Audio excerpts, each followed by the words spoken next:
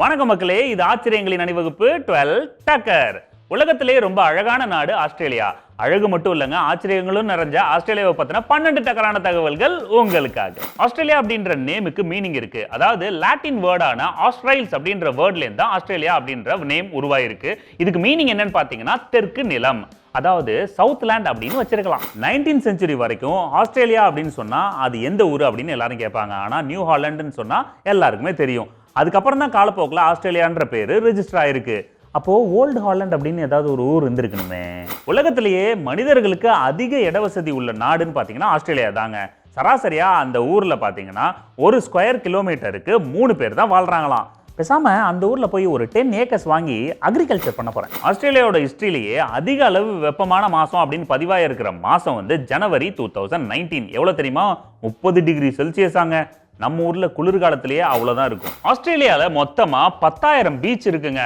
ஒரு நாளைக்கு ஒரு பீச் நம்ம விசிட் அடிச்சாலும் மொத்தமா 29 வருஷம் நம்ம பீச்சா பார்க்கலாம்.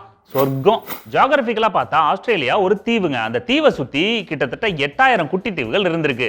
அந்த தீவுல எல்லாம் வசதி கம்மியா இருக்கும்னு நினைக்கிறேன். இல்லாட்டி 8,000 நாடு உருவாயிருக்கும். அண்டார்டிகாவோட பெரும்பகுதி எங்களுக்கு தான் சொந்தம் அப்படின்னு சொல்லி ஆஸ்திரேலியா போராடிட்டு இருக்கு. அண்டார்டிகாவோட 58 லட்சம் ஸ்கொயர் கிலோமீட்டர் எங்களோட பார்டர்ல தான் வருதுன்னு ஆஸ்திரேலியா போராடிட்டு இருக்காங்க. அண்டார்டிகால வெறும் ஐஸ் கட்டி தான் இருக்கும். என்ன பண்ண போறாங்க?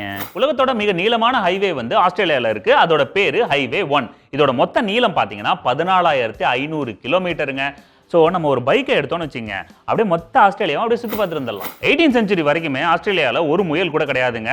1859ல 24 முயல்களை ஆஸ்திரேலியால விட்டுருக்காங்க. அதுக்கப்புறம் 10 வருஷம் கழிச்சு கணக்கெடுத்தா 20 லட்சம் முயல்கள் உருவாயிருக்கு. பாப்புலேஷன் அதிகப்படுத்துறதுல நமக்கு போட்டியா வந்திருக்காங்க. உலகத்தோட டாப் 10 விஷத்தன்மை உள்ள பாம்புகள் அப்படின்ற ஒரு லிஸ்ட் எடுத்திருக்காங்க. அந்த டாப் 10மே ஆஸ்திரேலியால தான் இருக்கு. அழகு இருக்கிற இடத்துல என்னைக்குமே ஆபத்து இருக்கும், ஜாக்கிரதை. ஆஸ்திரேலியால ஒரு ஏரி இருக்குங்க. அதோட பேரு லேக் ஹிலியர். இந்த ஏரி பளிச்சுன்னு பிங்க் கலர்ல இருக்குங்க. அது ஏன் அந்த கலர்ல இருக்கு அப்படின்னு சொல்லி ஆராய்ச்சியாளர்கள் ஆராய்ச்சி பண்ணி மண்டை காஞ்சிக்கிட்டு இருக்காங்க. அழகை எப்பயுமே ரசிக்கணும், நோண்டிக்கிட்டே இருக்கக்கூடாது. ஆஸ்திரேலியாவோட பெரும்பகுதியான மக்கள் தொகை வந்து பிரிஸ்பர்ன், மெல்பர்ன், அப்புறம் சிட்னி இந்த சிட்டிஸ்ல தான் இருக்கு. அந்த நாட்டோட மற்ற கிராமப்புறங்கள்லாம் வெறிச்சோடி இருக்குங்க.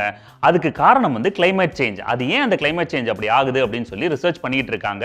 ஆஸ்திரேலியா அழகா தான் இருக்கு, ஆனா அங்க வாழ்ற மக்களுக்கு தான் அதோட வழி தெரியும்.